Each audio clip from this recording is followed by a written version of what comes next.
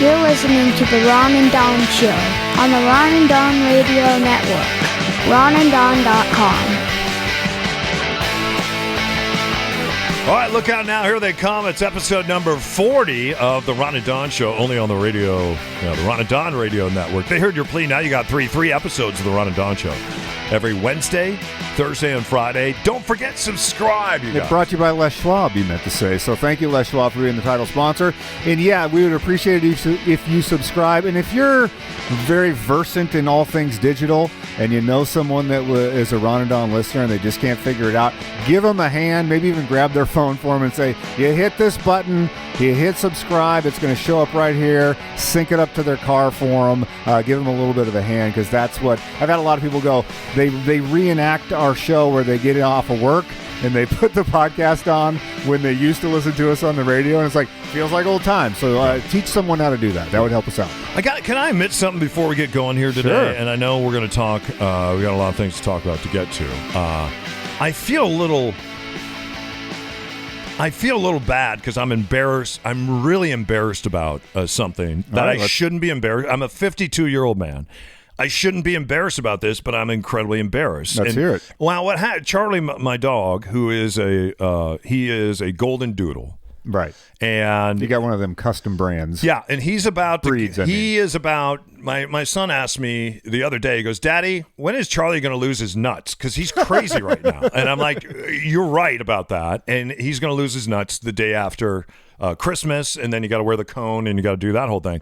So that's coming up. But he also just got his first haircut, and he was this really bushy dog. And then super cute, looked like a Muppet. Yeah, and I took him out running this morning, and we're in the mud. And when you're out there in the mud, that's why I have mud all over me. He has mud all over him, and he was just there was so much hair, so much doodle hair, and I tried to brush it out and everything. It's just a mess. And I got tired of washing him every day, so we finally went. And we went to... Does he wear a jacket when he's running? No, he doesn't. So I drop him off at Petco, and they get a look at him, and they're like, wow, he really needs a haircut. And I'm like, yeah. They say, come back in 5 hours. And I'm like, 5 hours for a haircut? They go, yeah, this is going to take a while. So anyway, I drop Charlie off, and then when I come back, I'm looking around for my dog, and they're like, well, we're going to bring your dog out right now, and he looks a little different. So they bring him out, and everything inside me is screaming, no! No!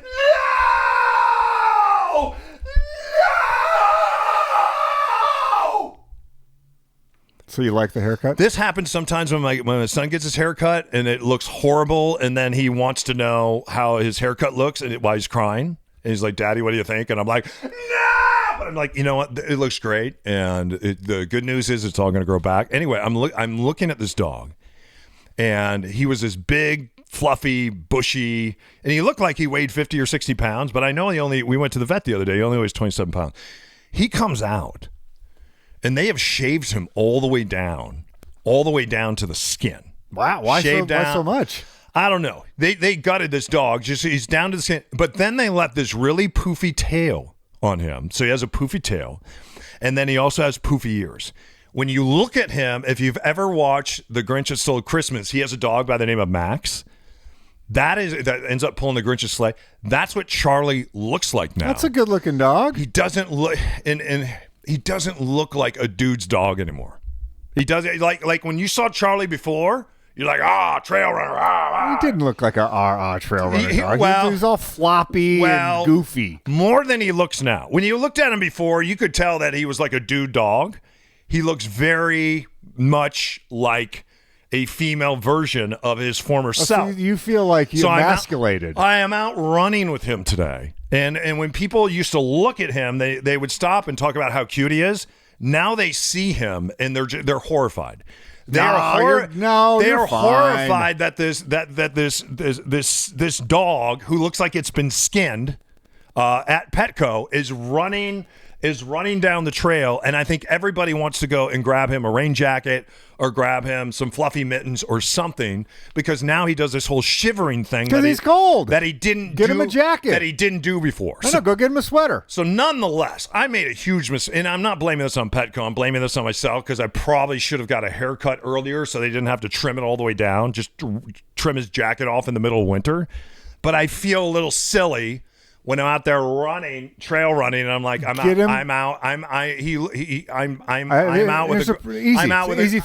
with a girl dog now. Get him a tactical jacket. That's a great idea. And then he's going to look super like military okay. badass. Tactical dog jacket. All right. What do you got for us today? Episode 40. Hit subscribe on the Ron and Don Show. And thanks for doing that. So I found this interesting out of the 538 blog. The headline is Millennials are leaving religion and not coming back. And so if you know 538, Nate Silver and the gang, they're very analytical. They like to do these really big studies and use a lot of data and information to back their stuff up. And so basically they did a Pew Research. They partnered with Pew. And they did this study with millennials who I guess are up to age 38, 23 to 38, I think, if that's the age bracket that we're talking about. And so they talk about like this is the first generation where the religious title effect is not really taking a hold. And so what they found with boomers and generations before that, and even the Generation X right after it, is when you come out of college, a lot of folks sort of they move away from religion for a while, and then most of the time they come back when they get married, and especially come back when they have children. They want their kids to grow up in the same religious context that they did, and it's sort of there's this feeling that if you come back to the church, your child's going to have kind of a moral center. There's going to be kind of moral and ethical training that happens along these religious lines, and for the first time, I think millennials aren't doing that. Most likely they're meeting their marriage partner is also going to be someone that religion is not necessarily important for. And that also millennials feel like, hey, I can get my morality, doesn't have to be tied to a church. And there are specific issues as well that maybe they feel like, I don't know if the church is necessarily in tune with modern standards on specific issues. I don't want my kid to be brought up in that morality. There's a perception among millennials that the religious are judgmental. And so they're like, maybe I'm just going to stay away from that. So this title effect, it's early right now to say it's definitive, because like we said, this is an age group of 38, but it's way less than what they've seen in previous generations. Yeah, I think that's really interesting. And I grew up in the church, and then I used to spend a lot of time volunteering in the church. And we talked about this on episode number 39, actually speaking in a church the other night. And lightning only struck, it almost got me. I hadn't stood on that stage since I was 24, and I spoke in that church, and now I was 52, and I stood up there, and nobody got struck by lightning. I was super surprised by that, by the way.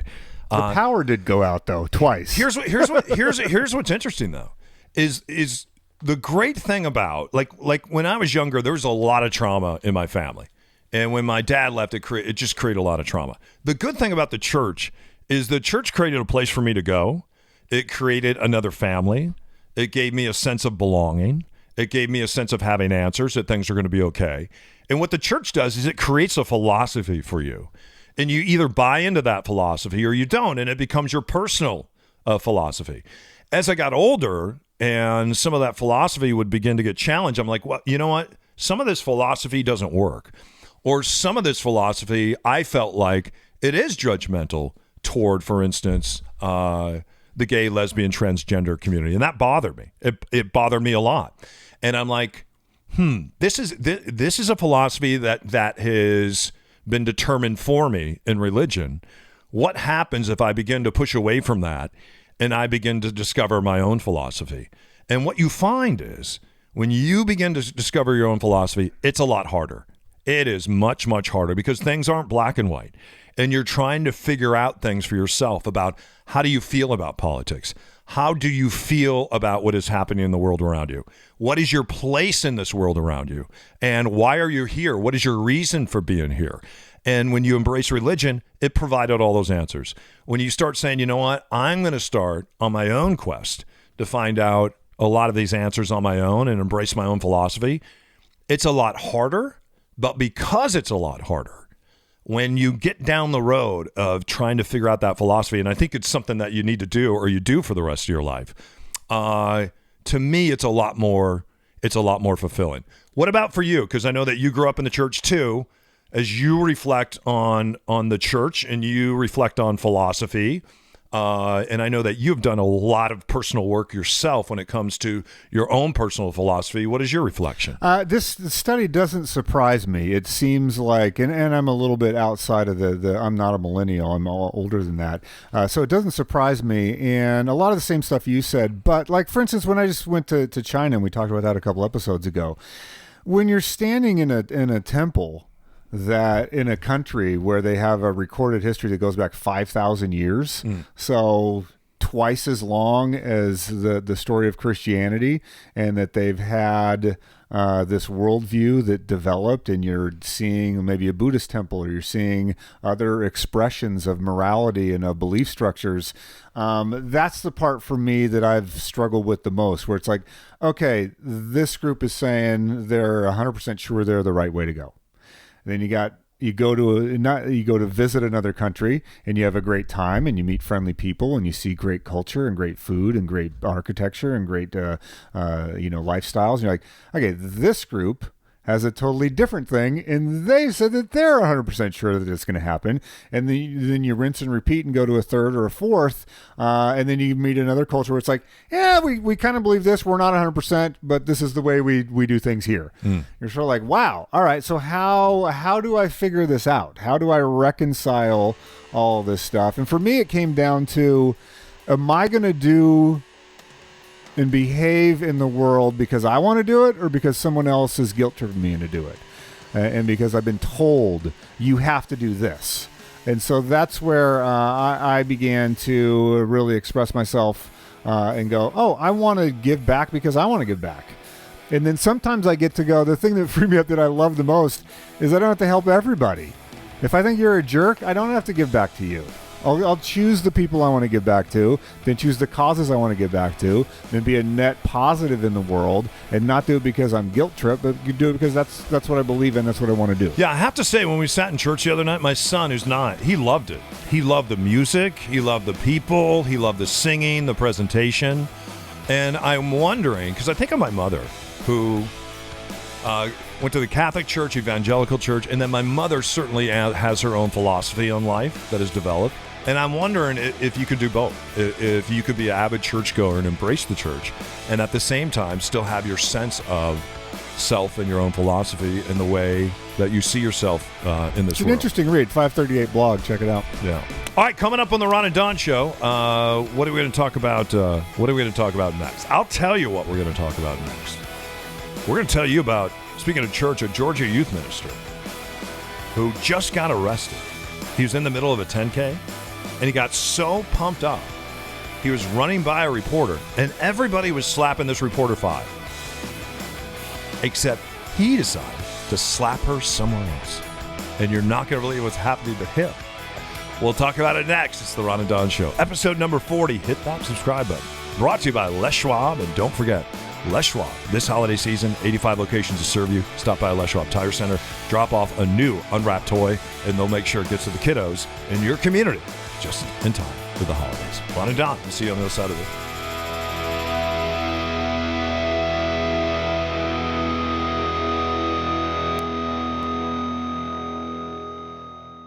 Hey, Ron and Don here for Les Schwab. Don, it is winter driving season. A lot of folks are going to head up to ski. They're going snowboarding. They're trying to get over the pass.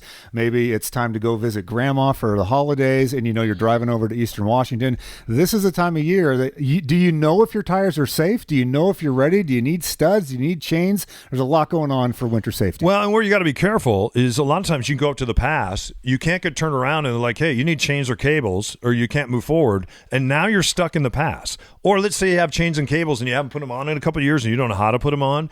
Now you're in a panic in the past trying to put them on. You don't know how to do it. And now you're having to go over and ask other motorists, how do I put these chains and cables on? And a lot of times they're trying to put it on their own. Stop by Les Schwab Tire Center. If you have chains and cables right now, they'll show you how to put them on, even if you didn't buy them from the store. If you don't have them, stop by Les Schwab Tire Center. Make sure you have tires chains and tire cables as we head into the holiday season and as we head into this winter season, all right? LesSchwab.com. Let's say it together. Doing the right thing. It matters this winter. Ron and Don are licensed real estate brokers with Windermere Midtown. Are you ready to buy or sell a home? Yeah, call my dad or his best friend Ron. All right, let's talk about forgiveness here. And would you forgive this guy? And I don't know if you've ever been in a 5K, a 10K, any kind of race at all. When you get with a group of people and groupthink takes over, you can kind of lose your mind a little bit. You can. I don't know if and this is a group thing. A lot of times you go run a 5K and you think you're going to go out there and just jog and get along. It for a lot of people that have a type A personality, it just turns into a sprint. It turns into a road race, and along the way, as you're running, in fact, if you've ever done the Torchlight here, you know what I'm talking about.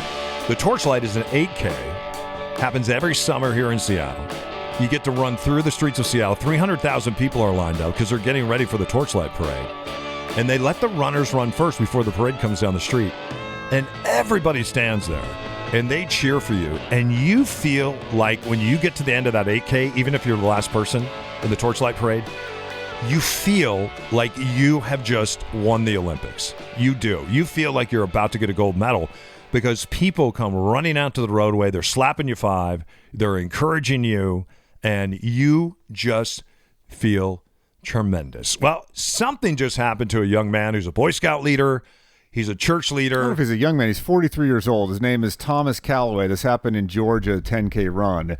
And so as across the Savannah Bridge, you have a reporter that is standing there in her reporter gear, and she has got a news camera on her. Her name is Alex Bojarian, and so she's giving a live rundown as the people run by the bridge. And so folks are coming by, and this thing has been viewed like 15 million times on Twitter. It's true. It really has. People are coming by, and they're mugging for the camera. So they're sort of swerving over and giving a goofy reaction behind Alex as she's doing her stand-up. You've seen this clip a 1,000 times on local news stations. So Thomas, again, 43-year-old youth pastor. He runs up behind Alex, so she can't see him. She's facing forward. The runners are running behind her shoulder. And there's the news truck right behind in the shot. Thomas runs up, and he rears back his right hand, and he smacks her on the butt. She claims that he not only smacked her on the butt, but then he did a grab. So it was a smack and a grab, keeps on running, and you can see she stops for half a beat when this happens, and her face gives a surprised look, and then she tries to finish up and continue her live. She's live on the air when this happens. So this clip goes viral. The internet jumps in, and based on what he was wearing that day, people track him down on Facebook. They didn't know his name immediately, but Alex, of course, was jarred by this. And so it goes viral. Someone tracks down, they look through everything a friend of a friend knew somebody was in the race. They do a geographic search. They find a picture of him that he posted with his little award, his little medal that he got after the race with the same bib number on. Oh. And so then they posted that on Twitter, and they say, here's the guy here, and they blacked out his wife's face so that you couldn't see her, but you can see him. You can see the screenshot of the news. And so she went down to the police department and she filed a report. She said, I was sexually assaulted and is an unwarranted sexual advance from a guy. He assaulted me on this bridge, and I would like to press charges. And so he has been arrested. He went on Inside Edition to give an apology. She went on CBS this morning to sit down and talk about what happened with her. And so I watched her on CBS this morning. I also watched him on Inside Edition. I don't know if you did or not. First your reaction on that part, because the apology is an interesting phase of this story. Let me say this, because as she's standing there, you have all these people going by, and they're high-fiving her. They're not high-fiving. They're high-fiving each other. She can't see him. They're running from behind her. I watch a longer clip, and there's people that are coming by. Before she did the stand-up? Yeah. There's people that are high-fiving her. you have to understand when you're standing there, you're in the high five zone. And she was in a high five zone. And so I think for him, when he is coming, there is something weird that happens when you're running a 5K and an 8K and a 10K. Are you trying to defend that he smacked her butt? You asked me my opinion. Okay, go ahead. Didn't you ask me my opinion? I did. I'll withdraw judgment. Go ahead. There's something that happens where you want to high five. There's a high five in you, and the high five is coming out. I will give you that. I did this when I was in a race last year, and there was a guy standing, and I gave him a high five, and he ended up falling down a cliff. Because the high five, it was a little over exuberant. Yeah, because I was like 18.9 miles in on this, and he's standing there, and he wanted a high five. I gave it to him, and boom, he tumbled over, and I felt bad, and I had to go rescue him, and I brought him up, and nonetheless, we didn't end up on the Inside Edition or CBS this morning, and he was very forgiving, and gave him a hug, and I went on my way. I can see where that could happen. In this particular case, I wonder if he played football. Because under the Friday night lights, when you're playing football, and especially when you're coming out and you're busting through the paper, and I bet you were the first football player to bust through the paper. I was always the last, and I would walk when I was going through, because the cool guys would go last, and they would walk through the paper. I wasn't even in that line. It was all the guys that weren't playing that bust through the paper. All the bench warmers. I was a starter. What are you talking about? The bench warmers, they bust through the paper. I don't want to go down that road. But the other guy. So anyway, there's a lot of butt slapping that happens in sports. There's a lot of butt slapping you wouldn't run by that happens in football. The cheer squad is right there. You're not going to slap the cheer squad on the butt when you run through the paper. This was a sport. I would love to hear his side of the story. I've heard his side of the story. If he grew up playing sports and he accidentally, like, the sports mentality just took. But I think what he did was wrong. I think she certainly has a case here. I think you have to learn to keep your hands to yourself. But I also think that if you haven't been in these races before, you have to understand. If you used to high five in high school when you were playing sport, it's going to come out again at some point. And I think that I give you the high five, and the exuberance is all there. The people that are putting the race together should warn the competitors. At some point, a high five is going to want to come out, and you need to keep that high five inside you. Well, keep it inside. Keep it inside and keep if someone else wants to high five, you can do it. You can't smack anyone on the butt in today's day and age. I would agree with that, but I'm trying to understand where he's coming from, because he doesn't seem like some kind of sexual predator to me either. I don't think he does. And I don't think it's fair to label him as a sexual predator when the guy was just over exuberant. I don't think this is over exuberant. I want to leave room for that possibility. I think that he saw an attractive television personality in front of him, and this is a woman in her 20s, and that he thought he was going to be clever because he's anonymous in his mind, and I'm going to smack her on the butt as I go by live on TV. I think that he was doing it from that place, because when you watch the clip. But here's the interesting thing. He's made a pretty genuine apology, and he's offered to sit down and apologize to her in person. The interesting thing to me, and it's almost separate from this guy, we're now in this internet cancel culture, where when someone makes an off-color joke or someone does something stupid like this, I don't think this was even criminal. I don't know if it's an assault. I think it was stupid, and I think that he owes her an apology, and I don't think he should do it. I don't know if he should be arrested for this. So that, to me, is borderline. I don't think she was injured. She said that it stung. I grant you that it probably did sting. If he grabbed her, though, I mean, you have to arrest him. If he grabbed her, then maybe you arrest her. But if it's a smack on the butt that just stung, I don't know if that's an arrestable offense. Here's the thing that's more interesting to me. It probably is, though. At what point do we forgive people for doing this and even more than this? There's a famous case, and I have to look it up to give you the exact examples, of a college professor that had just done a talk. He gets in the elevator, and he made a joke from the 50s that was sort of misogynistic about women. It was off color. It was dumb. And then this outrage happened where he should lose tenure and he should be fired, and, he should never work again. And it's like, okay, wait a minute. He's a guy, an older guy in his 60s or 70s. He made a joke that he thought was funny that's inappropriate in today's culture. Should he really lose tenure and lose his whole career over that? Should this guy, I don't think he should be fired from his job. I don't think he necessarily needs to be arrested for doing this. But I think that this cancel culture where someone does something stupid, the internet dogpiles them and wants to take away someone's livelihood. I think that swung out a little bit too far for my taste. And now, granted, like these dudes that are carrying torches in Charlottesville that are screaming racist things, yeah, that guy should lose his job. But it's not one size fits all. Someone that does something dumb at a 10K, I don't think you cancel his whole life. Someone that you didn't know was a racist and that is, doing swastikas and like carrying torches, okay, you can fire that guy. I think we need to be a little more measured on how we're doling out judgment on folks. If this is a pattern and he's misogynistic and is abusing women, granted, fire the guy. If he did one stupid thing one time at 10K, like the organization's already come out and said, you can never run one of our races ever again. And he's like, really? Like, you don't think he can learn his lesson this one time if he's a running enthusiast? Is she open to his apology? I don't know yet. But I think to me... Or is she open to his checkbook, or is she open to both of those? I hope it's not a lawsuit thing. The guy did something dumb. I think sometimes you can say, hey, you shouldn't have done that. Learn your lesson. But I don't think this, to me, I don't think this rises to the level where take away the guy's livelihood and never let him run again. Well... Coming up on the Ron and Don Show, do you ever give yourself permission to do something? Ron is finding that people are not doing it, giving themselves permission. And a lot of us are thinking about 2020 now. We've been talking about mindset this week. You have the mindset of courage and bravery, or the mindset of comfort as we head into 2020. And also, what about giving yourself permission?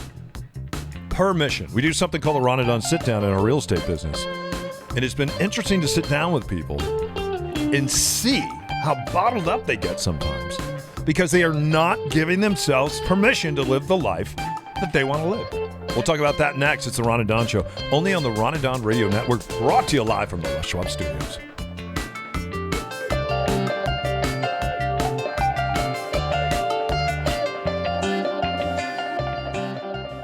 Hey, Ron and Don here for Les Schwab. And Don, one of the things I was so excited about when Les Schwab decided to sponsor the Ron and Don Show is how involved they are with the community, especially in the month of December. I'm pumped that we're teaming up with them again to make sure that every kid in Western Washington has a gift this year. Doesn't matter if it's under the tree, if it's for Kwanzaa, if it's for Hanukkah, whatever it is, they are teaming up with everyone here in the Pacific Northwest to make sure that folks got a tree and they got a Christmas present under that tree. Yeah, it's really cool. And in fact, each and every year we see these guys out in their Les Schwab trucks, and you think they're carrying around tires, and they're not. They're carrying around toys.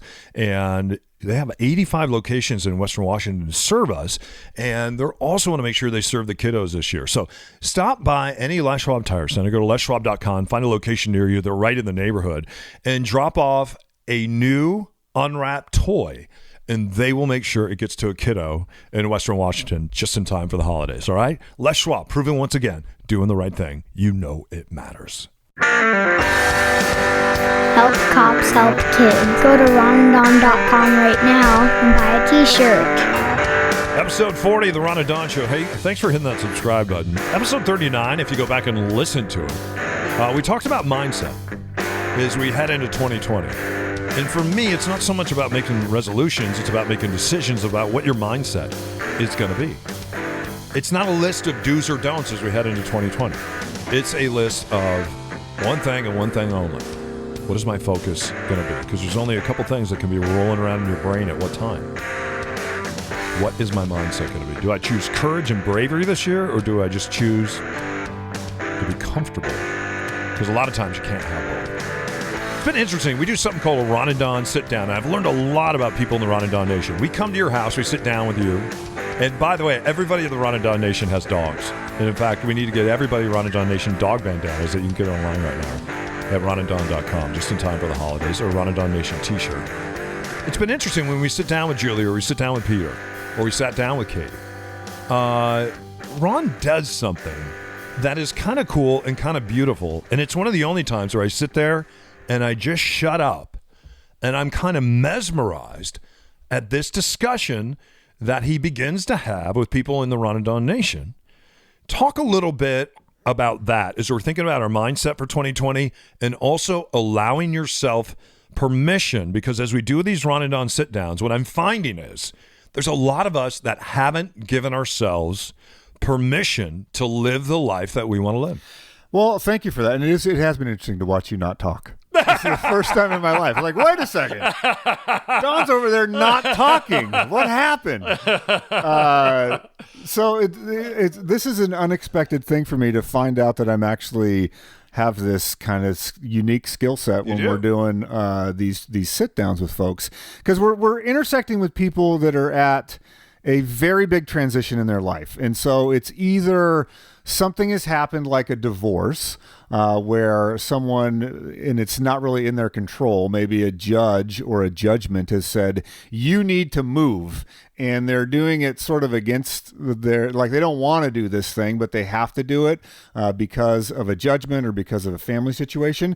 So that's an interesting point where you're intersecting with someone. Sometimes it's because there's been a catastrophic event in their family. We either folks have died, someone, maybe it's even a husband that has died or a wife that has died. And so that's the impetus that's moving this forward. Or sometimes you're reaching an age where it's like, okay, I've been grinding out my career, and maybe I'm late 50s, early 60s. I can kind of see this transition point looming ahead. And the thing that I've been finding, and I had to do this when I went through my divorce, is you ask yourself, what do I really want? What is it that I actually want? And so, and I'll give you my example first, and then we can go into these cases. I think people might be resonating with this, where you're like, okay, I've told myself that, I'm going to retire at 59 maybe, or I'm going to retire at 62, or that I've made enough money and made some investments and that this is the thing I'm going to do. And then as it approaches, you sort of do a double check and you're like, is that what I really want? Like, do I really want to do that? And so for me, I had always talked about how much I love to travel. And it was this mantra, be like, oh man, what's your hobbies? What do you like to do? It's like, oh man, I love travel. And so I had to look in the mirror and take stock when my marriage was ending. It was like, this is the thing that I say. And if I'm at a cocktail party, or if I'm, when someone asks me this thing, this is the stock answer that I give. Oh, I love to travel. But if you asked me when was the last time you traveled significantly, I didn't have an answer. I wasn't actually doing this thing. And so I had all kinds of excuses of why. It's like, we have these animals, or it's hard for me to get vacation time, or boy, that was really expensive. Or I had all of these things that went along with this narrative. It's like, this is the thing that I say that I love, and yet I'm not doing that thing. And here's the reasons why. And so when the divorce happened, and believe me, it was way more expensive than I thought it was going to be to go through that process. I was like, okay, this is what I've said I want to do. I'm going to go through a little exercise here to find out, can I really do this? And so I looked at the price thing first. I was like, okay, can I do the type of trip I want to do and have it not break the bank? And so I did the math, and I was like, yes, there are some resources. There's some ways that I can get cheaper flights. There's some accommodations I can do that are a little bit cheaper. I can configure this and have it doable. And so I started, back in the day, we could do some extra work at the radio station. I could make enough money. I set it aside. Like, this is my travel budget. There was a time where I won a big poker tournament. I was like, okay, I'm taking a trip. And so and then it was like, okay, well, what is this really going on? So once it came down to permission. I wasn't giving myself permission to do the thing that I thought I would make me happy, because of fear. Like, that was the real thing. If I really stopped and thought about it, it was like, I am afraid for whatever reason to go do this thing. And so once I got over that, and said, all right, I'm actually going to do this, set the fear off to the side. I'm just going to pay the money, because otherwise, what am I going to do with that money? I'm going to go to a restaurant, or I'm going to go do something dumb, or buy a new gadget or whatever. I've got the money set aside. I'm just going to go do it now. Then it was all about the permission. So when we're meeting with these folks like Katie or like Julie, there comes a point where it's like, okay, what is it that you actually want? And for some people, that's a really hard question to answer. We met with one of your friends that's going through the same thing. It's like, what do you really want? Mm-hmm. And most people don't know what they really want. And so you have to have a second where you're like, okay, here are your options. And if you can plant your flag in the ground and go, this is what I actually want. This is the life I want. What I actually want to do is live in the woods. What I actually want to do is travel to Italy. What I actually wanted, but I'm afraid to put that out in the world. I'm afraid to say it out loud because it sounds ridiculous or it sounds selfish or whatever that thing, that script that's running in your head. Or it sounds like something I'm going to do in the future. And, right. And that's future me. And you always point out, you're like, I think your future is here. Right. Your future is now. Do it while you're vibrant. Do it while you have mobility. Do it while you can, you can do the thing you want to do.